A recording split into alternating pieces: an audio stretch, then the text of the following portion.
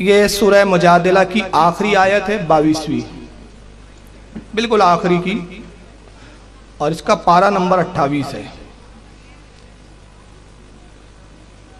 رب کائنات اپنے محبوب اور ہمارے آقا اور مولا جناب احمد مجتبیٰ محمد مصطفیٰ صلی اللہ تعالی علیہ وسلم کو مخاطب کر کے وہ ارشاد فرما رہا ہے، لا تجدوا قوما یؤمنون باللہ والیوم الآخر۔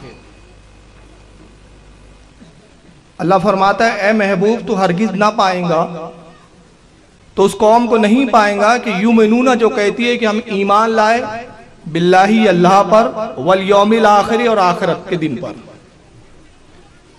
یعنی قیامت پر ایمان لائے یہ دعویٰ کرتی ہے، اللہ پر ایمان لائے یہ بھی دعویٰ ہے اس قوم کا، رسول پر ایمان ہے یہ بھی دعویٰ ہے، آخرت پر ایمان ہے یہ بھی دعویٰ ہے۔ ان تمام دعووں کے بعد اس کا عمل یہ ہے، ایمان کے دعوے کے بعد، ایمان کا دعویٰ کرنے کے باوجود دوستی رکھتے ہیں ان سے جو اللہ اور رسول کے دشمن ہیں۔ اے محبوب تو اس کو ہرگز مومن نہیں پائیں گا۔ یہاں قرآن بیان کر رہا ہے کہ وہ دعویٰ تو ضرور ہے ان کا کہ ہم مومن ہیں، مگر اللہ فرماتا ہے کہ محبوب وہ مومن نہیں ہے،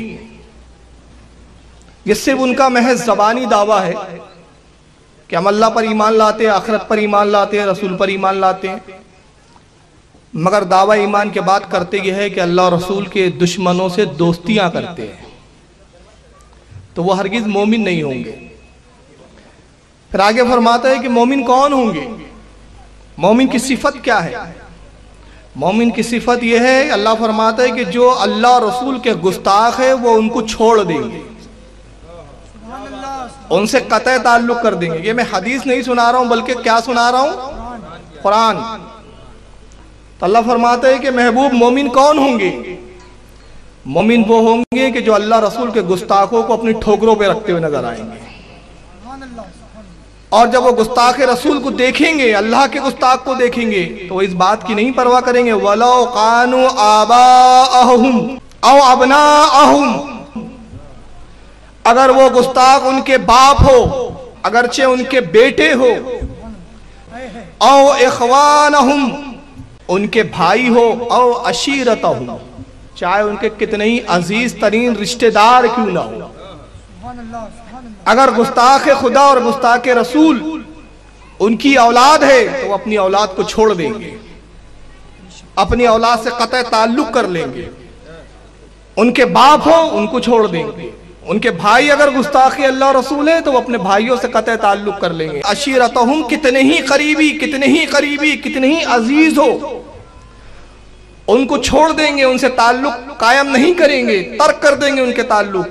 اور تعلق کیوں چھوڑیں گے؟ کہ وہ دیکھیں گے کہ یہ ہمارا رشتہ دار ضرور ہے، یہ ہمارا باپ ضرور ہے، ہمارا بیٹا ضرور ہے، ہمارے بھائی ضرور ہے، ہمارے عزیز و اقارب ضرور ہے، ہمارے دوست و احباب ضرور ہے، مگر یہ ہمارے کچھ بھی نہیں، اس لیے کہ اللہ رسول کے گستاخ ہے۔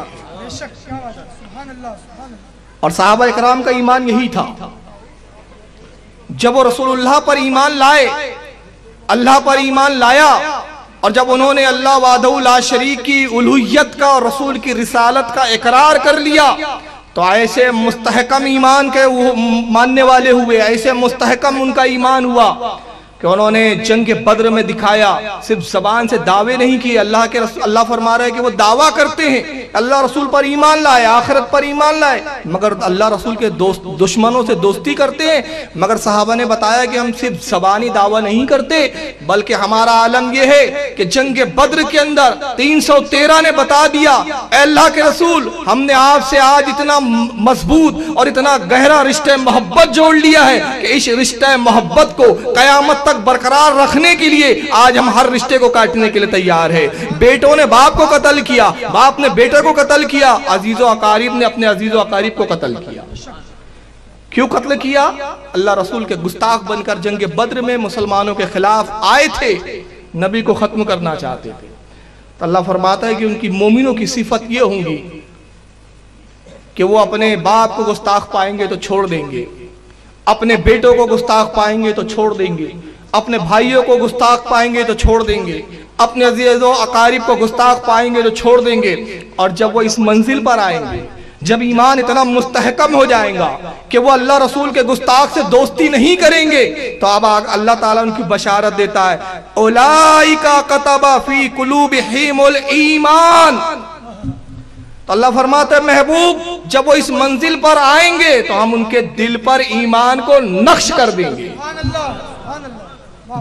ईमान को उनके दिल पर खोद देंगे। जैसे पत्थर पर खुदाई कर दी जाती है जिसकी तहरीर को मिटाया नहीं जा सकता, वैसे ही हम ईमान को उनके दिल पर नक्श कर देंगे।